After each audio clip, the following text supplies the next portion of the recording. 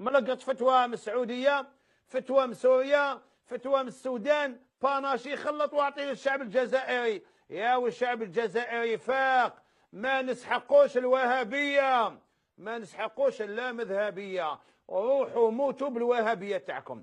احنا سنيين مالكيه اشعريه متصوفه نحب الصالحين، هذا هو. والحمد لله والله راني سعيد اني سمعت وزير الشؤون الدينيه يقول ما راناش مسحقين الشيعه وما راناش مسحقين الوهابيه. يعني وصل بينا الحال وعشنا حتى سمعنا وزير شؤون الدينيه يقولها. كانوا الوزراء قبله يخافوا يقولوها، والله كانوا يخافوا يقولوها، يقولوا زعما ما نحبوش الفقه الداخل، ما نحبوش الفتوى المستورده، ما نحبوش، بصحيح ما يقولوش الوهابيه، خايفين يسموهم باسمهم، يخافوا، لأن الوهابية هناك من يحميها، وهناك اللوبيات المالية في الخليج تحميها وتروج لها، وهناك الاستخبارات العالمية التي أسستها تحميها. إذن وزير الشؤون الدينية صرح بالحقيقة جزاه الله خير. ما نسحق التشيع. وشنو التشيع؟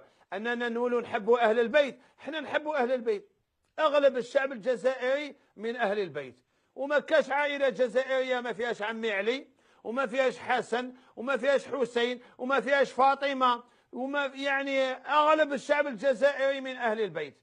واش يجيب لنا التشيع؟ واش نديروا؟ واش نقولوا زعما؟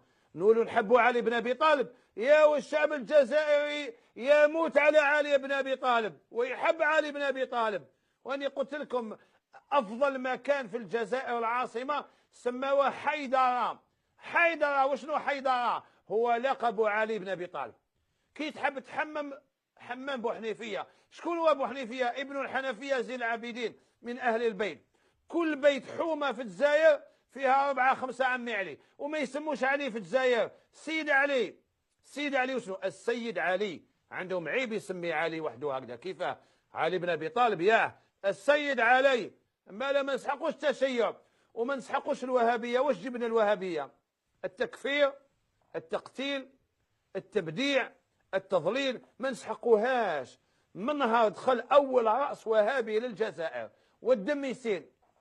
الدم يسيل، هذه حقيقة ما نقدروش نخبوها. الوهابية اشتهرت بشيئين، القتل والتكفير. قال لك يجيبوا لنا التوحيد، وعلى احنا ما كناش على التوحيد. بابك ما ماتش على التوحيد. الرجال اللي رفدوا السلاح باش خرجوا اعظم دولة نصرانية من الجزائر ما كانوش على التوحيد. المجاهد اللي كان في الجبال يعيط الله اكبر ويبدا يطير على الجيش الفرنسي ما كانش على التوحيد.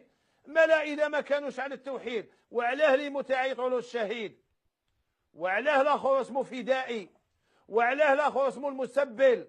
علاه عيطوا الشعب الجزائري في 11 ديسمبر خرج عن بكرة أبيه يعيط الجزائر إسلامية، وفرنسا تعيط الجزائر فرنسية. ما لا علاه ما كانش على التوحيد.